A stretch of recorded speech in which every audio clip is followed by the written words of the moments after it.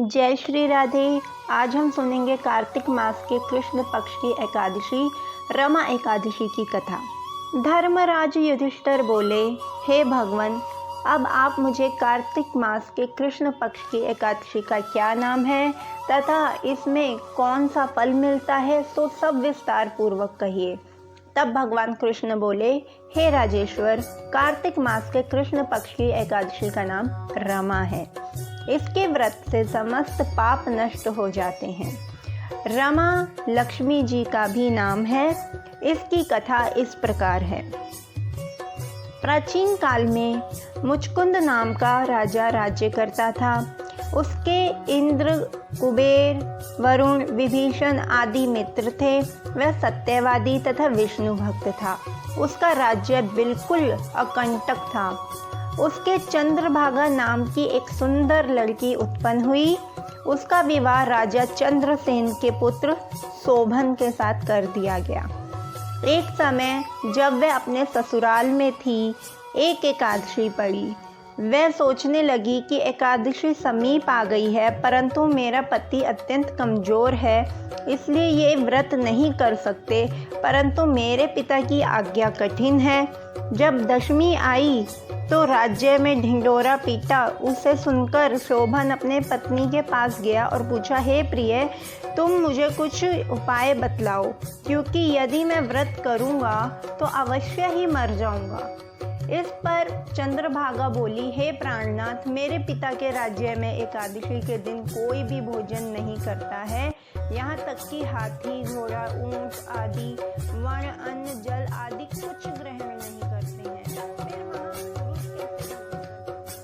यदि आप भोजन करना चाहते हैं तो कहीं दूर चले जाओ, क्योंकि यदि आप यहाँ पर रहोगे तो आपको अवश्य ही व्रत करना पड़ेगा। इस पर शोभन बोला, हे प्रिय, आपका कहना बिल्कुल ठीक है, मैं अवश्य व्रत करूँगा। अब बाद में मेरे भाग्य में जो लिखा है वह होकर ही रहेगा। ऐसा विचार करके उसने एकादशी को व्रत किया तो वह भूख प्यास से अत्यंत पीड़ित होने लगा। अब सूर्य भगवान भी अस्त हो गए और रात्रि को जागरण के लिए शोभन को बुलाया गया तो वह रात शोभन को दुख देने वाली थी। दूसरे दिन प्रातः से पहले ही वह संसार से चल बसा। उसकी मृत्यु हो गई। राजा ने उसके मृत शरीर को दहन करा दिया। चंद्रभागा अपने पिता की आज्ञानुसार अग्नि में दहन ना हुई और पिता के घर रहना उसने उत्तम समझा। रमा एकादशी व्रत के प्रभाव से शोभन को मंदराचल पर्वत पर धन धान्य से युक्त तथा शत्रुओं से रहित एक उत्तम देवनगर प्राप्त हुआ। उसकी अटारी में रत्न तथा स्वर्ण के खंभे लगे हुए थे। उस स्थान पर अनेक खंभे शोभा दे रहे थे। वहाँ स्वर्ण और मणियों के सिंहासन पर सुंदर वस्त्र तथा आभूषणों से युक्त एक पुरुष बैठा था और गंधर्व तथा अप्सराएं उसकी स्तुति कर रहे थे। उस समय राजा शोभन दूसरा इंद्र प्रतीत हो रहा था। एक समय मुचकुंद नगर में सोम शर्मा नाम का ब्राह्मण तीर्थ यात्रा के लिए निकला। उसने घूमते घूमते देखा। उस ब्राह्मण ने उसको अपने राजा का जमाई जानकर उसके निकट गया। राजा शोभन ब्राह्मण को देखकर आसन से उठ खड़ा हुआ और अपने ससुर और स्त्री चंद्रभागा की कुशलता पूछने लगा। सोम शर्मा ब्राह्मण बोला, हे राजन, हमारे राजा कुशल से हैं तथा आपकी रानी चंद्रभागा भी कुशल पूर्वक हैं। अब आप अपना वृतांत बतलाइए। मुझे यह बड़ा आश्चर्य है कि ऐसा विचित्र और सुंदर नगर, जिसको ना तो मैंने कभी सुना ना ही कभी देखा, आपको किस प्रकार प्राप्त हुआ।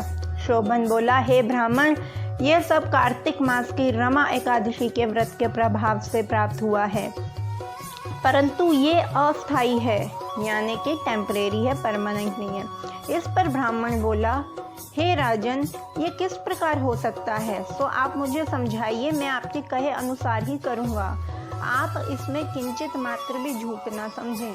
शोभन बोला, हे ब्राह्मण, मैंने श्रद्धा पूर्वक व्रत किया था, उसके प्रभाव से ये नगर प्राप्त हुआ है, इसलिए मैं इसे अस्थायी मानता हूं। यदि तुम इस वृत्तांत को राजा मुचकुंद की पुत्री चंद्रभागा से कहोगे, जो वह इसको स्थायी बना सकती है, ब्राह्मण ने वहां से आकर चंद्रभागा से समस्त वृतांत कहा।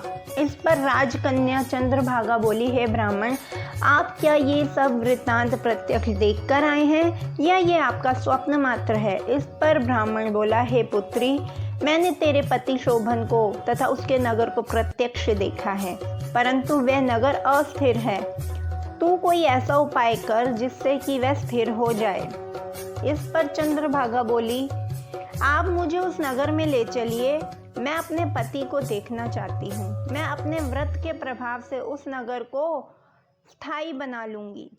चंद्रभागा के वचन सुनकर वह ब्राह्मण उसको मंदराचल वामदेव आश्रम की ओर ले गया। वामदेव ने उसकी कथा को सुन चंद्रभागा का मंत्रों से अभिषेक किया। चंद्रभागा मंत्रों व व्रत के प्रभाव से दिव्य देह धारण करके अपने पति के पास चली गई।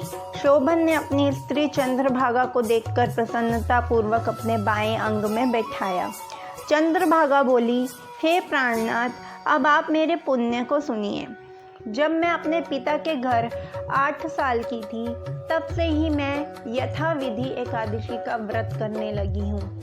उन्हीं पुण्यों के प्रभाव से आपका ये नगर अटल हो गया है और समस्त कर्मों से युक्त होकर प्रलय के अंत तक। चंद्रभागा दिव्य रूप धारण करके तथा दिव्य आभूषणों वस्त्रों से सजकर अपने पति के साथ आनंद पूर्वक रहने लगी और शोभन भी उसके साथ आनंद से रहने लगा। हे राजन, ये मैंने रमा एकादशी का महत्व कहा। जो मनुष्य इस एकादशी के व्रत को करते हैं उनके समस्त ब्रह्म हत्या आदि पाप नष्ट हो जाते हैं। जो मनुष्य रमा एकादशी का महत्व सुनते हैं वे अंत समय विष्णु लोक को जाते हैं। बोलो लक्ष्मी नारायण भगवान की जय। जय जय श्री राधे श्याम।